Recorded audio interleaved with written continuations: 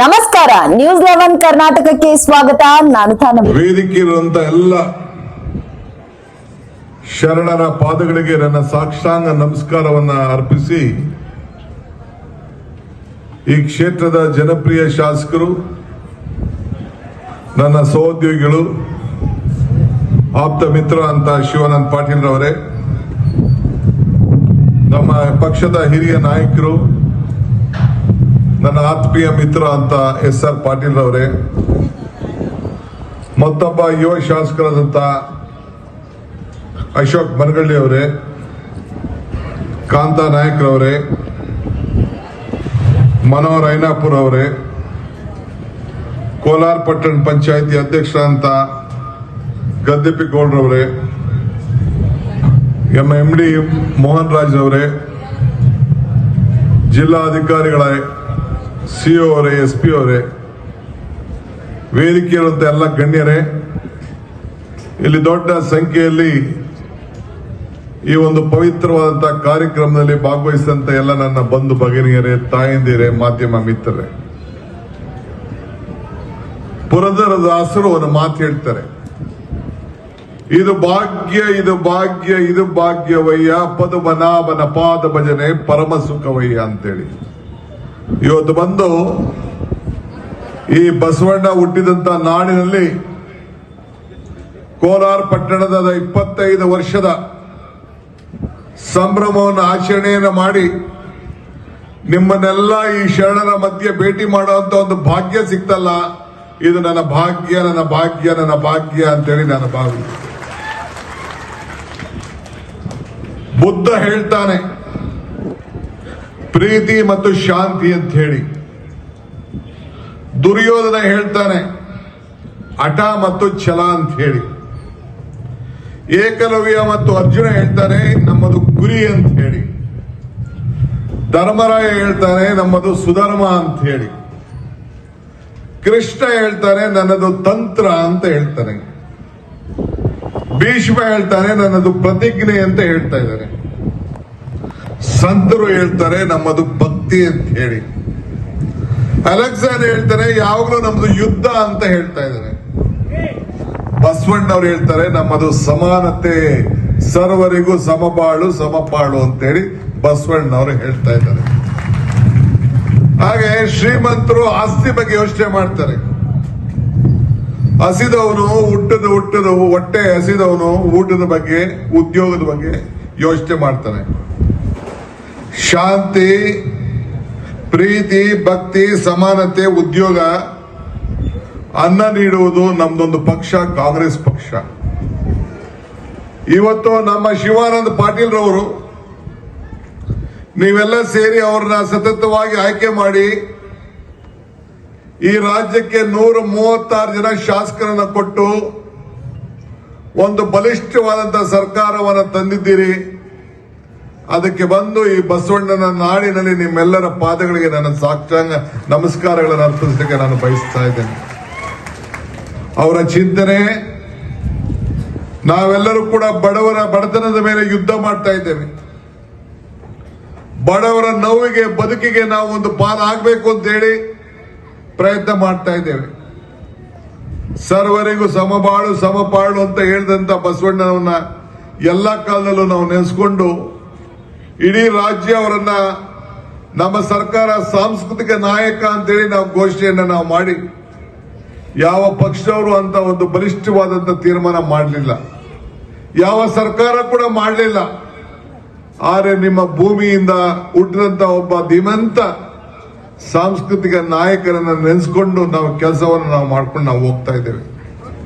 ನಿಮ್ಮೆಲ್ಲರ ಬದುಕು ಉದ್ಧಾರ ಮಾಡಬೇಕು ಅಂತ ಛಲ ನಿಮ್ಮ ಶಾಸಕರು, ನಮ್ಮ ಸ್ನೇಹಿತರಿಗೆ, ಈಗ ತಾನೇ ಮಾತಾಡಿದಂತ ನಮ್ಮ ಶಿವಾನಂದ ಪಾಟೀಲ್ರಿಗಿದೆ.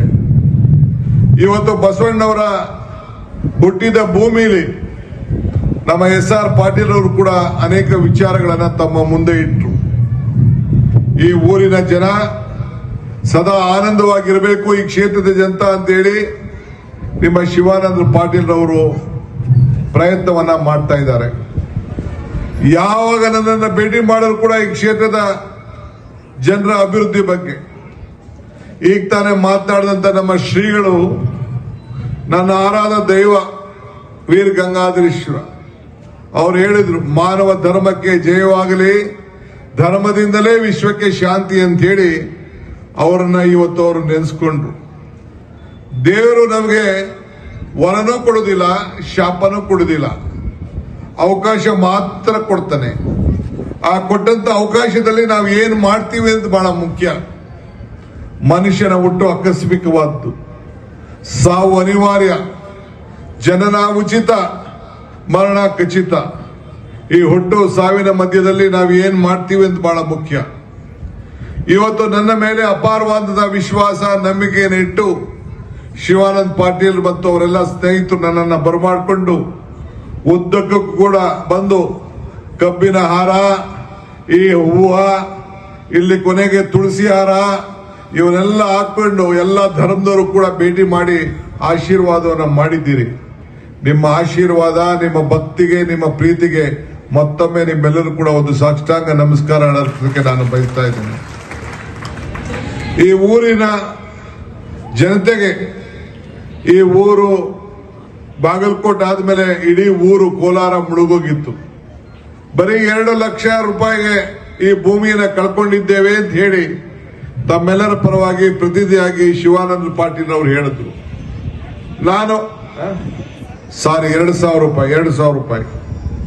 ನಮ್ಮ ಸರ್ಕಾರ ಕೂಡ ಈ ರಾಜ್ಯದಲ್ಲಿ ಒಂದು ಬಲಿಷ್ಠವಾದಂತಹ ಒಂದು ಸರ್ಕಾರ ಬಂದಿದೆ. ಇವತ್ತು ನೀವೆಲ್ಲ ಎಲ್ಲರೂ ಕೂಡ ಸುಮಾರು ಬಂಜಾರ ಭೂಮಿಯ ಬಂಜಾರದ ಜನತೆ ಬಂದು ಕೂಡ ಅವರು ಅವ್ರದೇ ಆದಂತ ಒಂದು ಪದ್ಧತಿಯಲ್ಲಿ ಅವರ ಬೇಡಿಕೆಯನ್ನು ನಮ್ಮ ಮುಂದೆ ಇಟ್ಟಿದ್ದಾರೆ. ಅವ್ರಿಗೂ ಒಂದು ಬಹಳ ನೋವಿದೆ. ಈ ಜನಸಂಖ್ಯೆ ಆಧಾರದ ಮೇಲೆ ಯಾರು ಚಿಂತೆ ಮಾಡುವ ಅವಶ್ಯಕತೆ ಇಲ್ಲ. ಎಲ್ಲ ಸಮಾಜಕ್ಕೂ ಕೂಡ ನ್ಯಾಯವನ್ನು ಕೊಡಿಸುವಂತ ಕೆಲಸ ನಮ್ಮ ಸರ್ಕಾರ, ಕಾಂಗ್ರೆಸ್ ಸರ್ಕಾರ ಮಾಡ್ತದೆ ಅನ್ನೋ ಮಾತನ್ನ ಈ ಸಂದರ್ಭದಲ್ಲಿ ಹೇಳಲಿಕ್ಕೆ ನಾವು ಬಯಸ್ತಾ ಇದ್ದೇವೆ. ನಿಮ್ಮ ನೋವು ನನಗೆ ಅರ್ಥ ಆಗ್ತದೆ. ತಾವು ಅಪಪ್ರಚಾರಕ್ಕೆ ಈಡಾಗಬೇಡಿ. ಎಲ್ಲರೂ ಕೂಡ ಸಮಾನತೆಗೆ ನಾವು ಶಕ್ತಿಯನ್ನು ತುಂಬುವಂತ ಕೆಲಸವನ್ನು ನಾವು ಮಾಡ್ತೇವೆ. ಎಸ್.ಆರ್. ಪಾಟೀಲ್ ರವರು, ಶಿವಾನಂದ ಪಾಟೀಲ್ ರವರು ಏನು ನಮ್ಮ ಅಂದಿನ ಪ್ರಧಾನಮಂತ್ರಿಗಳು ಏನು ಭೂಮಿ ಹಾಕಿ ಈ ಒಂದು ದೊಡ್ಡ ಆಲ್ಮಟ್ಟಿಗೆ ಭೂಮಿ ಪೂಜೆಯನ್ನು ಹಾಕಿ ಪ್ರಾರಂಭವನ್ನು ಮಾಡಿದ್ರು. ಆ ಸಂದರ್ಭದಲ್ಲಿ ಇವತ್ತು 524 ಕಡೆಗೆ ಆವತ್ತಿನ ಸರ್ಕಾರ ತೀರ್ಮಾನವನ್ನು ಮಾಡಿತು. ಇದ್ರ ಬಗ್ಗೆ ಆಗ್ಬೇಕು ಅಂತ ಹೇಳಿ ನಮ್ಮ ಸರ್ಕಾರ ಸಂಕಲ್ಪವನ್ನು ಮಾಡಿದೆ. ಈಗಾಗಲೇ ನಾವು ನಮ್ಮೆಲ್ಲ ಶಾಸಕರನ್ನ ಕರೆಸಿ ಚರ್ಚೆಯನ್ನು ನಾವು ಮಾಡಿದ್ದೇವೆ. ಈಗಾಗಲೇ ಅಕ್ವಿಷನ್ ಮುಂದುವರಿಸಬೇಕು ಅಂತ ಹೇಳಿ ಹೊರಟಿದ್ದೇವೆ. ಮೊನ್ನೆ ತಾನೇ ನಾನು, ಮುಖ್ಯಮಂತ್ರಿಗಳು ಅದೆಲ್ಲ ಕೆಲವು ಹೋಗಿ ಕೇಂದ್ರದ ಮಂತ್ರಿಗಳನ್ನ ಭೇಟಿ ಮಾಡಿ ಇಲ್ಲಿನ 524ಗೆ ನೋಟಿಫಿಕೇಶನ್ ಆಗಬೇಕು ಅಂತ ಹೇಳಿ ಒತ್ತಡವನ್ನು ನಾವು ತಂದು ಒಂದು ಮೀಟಿಂಗ್ ಅನ್ನು ಕೂಡ ಕರೆದಿದ್ರು. ಆದ್ರೆ ಆಂಧ್ರ ಮುಖ್ಯಮಂತ್ರಿಗಳು ಮತ್ತು ಕೆಲವರು ಬರದೇ ಹೋದ ಕಾರಣ ಹಠಾತ್ಗೆ ಅದನ್ನ ಮುಂದೂಡುವಂತ ಕೆಲಸ ಇವತ್ತು ನಡೆದಿದೆ. ಆದ್ರೆ ಚಿಂತೆ ಮಾಡಬೇಕಾಗಿಲ್ಲ. ನಮ್ಮ ಸಂಕಲ್ಪ ನಿಮ್ಮೆಲ್ಲರ ಬದುಕು, ನೀವೆಲ್ಲ ನಿಮ್ಮ ಬದುಕೆ ನಮ್ಮ ಸರ್ಕಾರದ ಒಂದು ದೊಡ್ಡ ಆಶ್ರಯ. ಇವತ್ತು ಕರ್ನಾಟಕ ಸರ್ಕಾರ ನಿಮ್ಮೆಲ್ಲರೂ ಕೂಡ ನೀವೇನು ಒಂದು ನಿಮ್ಮ ಭೂಮಿಯನ್ನ ಹಸಿರು ಮಾಡಿಕೊಂಡು ತಾವೆಲ್ಲ ಎಲ್ಲ ರೈತನ ಬದುಕಿಗೆ ಒಂದು ಉತ್ತಮವಾದಂತ ಒಂದು ಜೀವನವನ್ನು ಕಟ್ಟಬೇಕು ಅಂತ ಹೇಳಿ ಹೊರಟಿದ್ದೀರಿ. ನಮ್ಗೆ ಅರಿವಿದೆ, ರೈತನಿಗೆ ಸಂಬಳ ಇಲ್ಲ, ರೈತನಿಗೆ ಪ್ರಮೋಷನ್ ಇಲ್ಲ, ಈ ರೈತನಿಗೆ ಲಂಚ ಇಲ್ಲ, ಈ ರೈತನಿಗೆ ರಿಟೈರ್ಮೆಂಟ್ ಇಲ್ಲ. ಈ ರೈತನಿಗೆ ಸಹಾಯ ಮಾಡಬೇಕು. ಬೆಂಗಳೂರಿಂದ ಬಹಳ ದೂರ ಇದ್ದೀರಿ ಅಂತೇಳಿ ತಾವು ಚಿಂತೆ ಮಾಡೋದು ಅವಶ್ಯಕತೆ ಇಲ್ಲ. ತಾವು ಎಲ್ಲದಕ್ಕೂ ಕೂಡ ಈ ರೈತನ ಬದುಕಿನಲ್ಲಿ ಇದೊಂದು ಸಕ್ಕರೆಯ ನಾಡು, ಮಂಡ್ಯನ ಹೆಸರು ಹೊರಟೋಯ್ತು. ಈಗ ನೀವು ಬಾಗಲಕೋಟೆ, ಬೆಳಗಾವಿ ಮತ್ತು ಈ ಬಿಜಾಪುರ ಜನ ಸಕ್ಕರೆಯ ನಾಡಿನ ಪ್ರದೇಶ ಅಂತ ಹೇಳಿ ಇದನ್ನ ಹೆಸರನ್ನ ಪಡ್ಕೊಂಡಿದ್ದೀರಿ. ಅದರ ಯಾವ ತರದ ಅನುಮಾನ ಕೂಡ ಇವತ್ತು ಇಲ್ಲ. ಇಷ್ಟು ದೊಡ್ಡ ಫ್ಯಾಕ್ಟರಿಗಳು ಇವತ್ತು ಇಲ್ಲಿ, ಕಾರ್ಖಾನೆಗಳು ಇವತ್ತು ಬರ್ತಾ ಇದೆ, ಉದ್ಯೋಗಗಳು ಸೃಷ್ಟಿ ಆಗ್ತಾ ಇದೆ, ರೈತನ ಬದುಕು ಕೂಡ ಅನುಕೂಲ ಆಗ್ತಾ ಇದೆ. ನಮ್ಮ ಸರ್ಕಾರ ಬರಕ್ಕಿನ ಮುಂಚಿತವಾಗಿ ಬಿಜೆಪಿ ಸರ್ಕಾರ ಈ ರಾಜ್ಯದಲ್ಲಿ ಇತ್ತು. ಅನೇಕ ಸಮಸ್ಯೆಗಳಿಂದ ತಾವೆಲ್ಲ ನರಳ್ತಾ ಇದ್ರಿ, ಬೆಲೆ ಏರಿಕೆಯಿಂದ ತತ್ತರಿಸ್ತಾ ಇದ್ರಿ. ನಿಮ್ಗೆ ಸಹಾಯ ಮಾಡಬೇಕು ಅಂತ ತೀರ್ಮಾನ ಮಾಡ್ತು. ಇವತ್ತು ವಿರೋಧ ಪಕ್ಷವರು ಟೀಕೆ ಮಾಡ್ತಾ ಇದ್ದಾರೆ, ಅಭಿವೃದ್ಧಿ ಇಲ್ಲ ಅಂತ ಹೇಳಿ. ನಾವು ನಿಮ್ಮ ಎಲ್ಲ ಬದುಕನ್ನ ನಾವು ಹಸನು ಮಾಡಬೇಕು ಅಂತೇಳಿ ನೀವು ಭಾವನೆ ಮೇಲೆ ರಾಜಕಾರಣ ಮಾಡಬಾರ್ದು, ಬದುಕಿನ ಮೇಲೆ ರಾಜಕಾರಣ ಮಾಡಬೇಕು ಅಂತೇಳಿ 5 ಗ್ಯಾರಂಟಿಗಳಿಗೆ ಮಾತು ಕೊಟ್ಟು ನಾನು ಸಿದ್ದರಾಮಯ್ಯನವರು ಚೆಕ್ಗೆ ಸೈನ್ ಹಾಕಿ ನಿಮ್ಮ ಮನೆ ಬಾಗಿಲು ಕಳಿಸ್ತೋ. ಎಲ್ಲ ನನ್ನ ತಾಯಂದಿರೆಲ್ಲ ಇಲ್ಲಿದ್ದೀರಿ. ಪ್ರತಿ ತಿಂಗಳಿಗೆ 2,000 ರೂಪಾಯಿ ಕೊಡ್ತೀವಿ ಅಂತೇಳಿ ಮಾತು ಕೊಟ್ಟು 1 ತಿಂಗಳು ಹೆಚ್ಚು ಕಮ್ಮಿ ಆಗ್ತಾ ಇರ್ಬೋದು, ಆದ್ರೆ ನಾವು 2,000 ರೂಪಾಯಿನ ಕೊಟ್ಟು ಇವತ್ತು ಪ್ರತಿಯೊಂದು ಕುಟುಂಬಕ್ಕೂ ಕೂಡ ಉಚಿತವಾಗಿ 200 ಯೂನಿಟ್ ವರೆಗೂ ಕೂಡ ಉಚಿತವಾಗಿ ಕರೆಂಟ್ ಕೊಟ್ಟು ಎಲ್ಲ ನನ್ನ ತಾಯಂದಿರು ಉಚಿತವಾಗಿ ಬಸ್ನಲ್ಲಿ ಪ್ರಯಾಣ ಮಾಡಲಿಕ್ಕೆ ಅವಕಾಶವನ್ನು ಮಾಡಿಕೊಟ್ಟು 10 ಕೆಜಿ ಅಕ್ಕಿಯನ್ನು ಕೊಟ್ಟು ಉದ್ಯೋಗ ಇಲ್ಲದೆ ಹೋದವರಿಗೆ 3,000 ರೂಪಾಯಿ ಕೊಟ್ಟ ಮಾತನ್ನ ಉಳಿಸ್ಕೊಂಡಿದ್ದೇವೆ. ಅದು ಯಾರ ಶಕ್ತಿ? ನುಡಿದಂತೆ ನಡೆದಂತ ಬಸವಣ್ಣನ ಶಕ್ತಿ, ಬಸವಣ್ಣನ ಮಾರ್ಗದರ್ಶನ. ನೀವೇ ಕಾರಣಕರ್ತರು ಇದಕ್ಕೆ ಅಂತ ಹೇಳಲಿಕ್ಕೆ ನನಗೆ ಬಹಳ ಸಂತೋಷ ಆಗ್ತದೆ. ತಾಯಂದಿರೆ 2,000 ರೂಪಾಯಿ ಬರ್ತಾ ಇದೆಯಾ ಇಲ್ಲೋ? ಕೈ ಎತ್ತಿ ನೋಡೋಣ. ಬರ್ತಾ ಇದ್ದವರು ಎಲ್ಲ ನನ್ನ ಅಣ್ಣ ತಮ್ಮಂದಿರು, ನೀವೇ 200 ಯೂನಿಟ್ ವರೆಗೂ ಉಚಿತವಾಗಿ ಕರೆಂಟು ಫ್ರೀಯಾಗಿ ಬರ್ತಾ ಇದೆಯೋ ಇಲ್ಲೋ? ಏನ್ ಬರೀ ಅರ್ಧ ಜನ ಎತ್ತಾ ಇದೆ? ಹಂಗಾರೆ ನೀವೆಲ್ಲ ಸಾವುಕಾರ ಇದ್ದೀರಾ ಅಲ್ಲಿ? 200 ಯೂನಿಟ್ ವರೆಗೂ ಉಚಿತವಾಗಿ ಯಾರ್ಯಾರು ಕಟ್ತಾ ಇದ್ದೀರಿ ಕೈ ಎತ್ತಿ ನೋಡೋಣ. ಬಹಳ ಸಂತೋಷ. 10 ಕೆಜಿ ಅಕ್ಕಿ, 10 ಕೆಜಿ ಅಕ್ಕಿ. ಹಂಗಾರೆ ನೀವು ಯಾರನ್ನ ಅನ್ನ ಊಟ ಮಾಡ್ತಾ ಇಲ್ಲ? ಓಕೆ, ಆಯ್ತು. ಬಸ್ನಲ್ಲೂ ಫ್ರೀಯಾಗಿ ಮಾಡ್ತಾ ಇದ್ದಾರ ಮಾಮ, ಬಸ್ಸಲ್ಲೂ ಆಯ್ತು. ನಂಗೆ ಬಹಳ ಸಂತೋಷ ಆಗ್ತದೆ. ಇವತ್ತು ಈ ಭಾಗದ ಅಭಿವೃದ್ಧಿಗೆ ಅನೇಕ ಕಾರ್ಯಕ್ರಮಗಳನ್ನು ರೂಪಿಸಿದ್ದೇವೆ. ಕಲ್ಯಾಣ ಕರ್ನಾಟಕ ನಿಮ್ಮ ಪಕ್ಕದಲ್ಲೇ ಇದೆ, ಬಿಜಾಪುರ ಪಕ್ಕದಲ್ಲೇ ಇದೆ, ಗುಲ್ಬರ್ಗ, ರಾಯಚೂರು, ಬೀದರ್, ಈ ಭಾಗ ಬಳ್ಳಾರಿ ಎಲ್ಲ ವರ್ಷಕ್ಕೆ 5,000 ಕೋಟಿ ರೂಪಾಯಿ ಮೀಸಲಾಗಿಟ್ಟಿದ್ದೇವೆ. ಬೀದರ್ಗೆ ಮೊನ್ನೆ ತಾನೇ ಹೋಗಿದ್ದು, 2,025 ಕೋಟಿ ರೂಪಾಯಿ ಅಭಿವೃದ್ಧಿ ಕೆಲಸವನ್ನು ನಾವು ಮಾಡಿದ್ದೇವೆ. ಇವತ್ತು ಇಲ್ಲಿ ಕೋಲಾರಕ್ಕೆ ಬಂದಿದ್ದೆ ನಾನು. ನಮ್ಮ 524ಗೆ ಏರಿಸಬೇಕು ಅಂತೇಳಿ ಈಗಾಗಲೇ ಒತ್ತಡ ಇದೆ. ನಮ್ಮ ಸರ್ಕಾರದಕ್ಕೆ ಬದ್ಧವಾಗಿದೆ. ಅದಕ್ಕೋಸ್ಕರ ನೋಟಿಫಿಕೇಶನ್ ಮಾಡಿಸ್ಲಿಕ್ಕೆ ಹೊರಟಿದ್ದೇನೆ.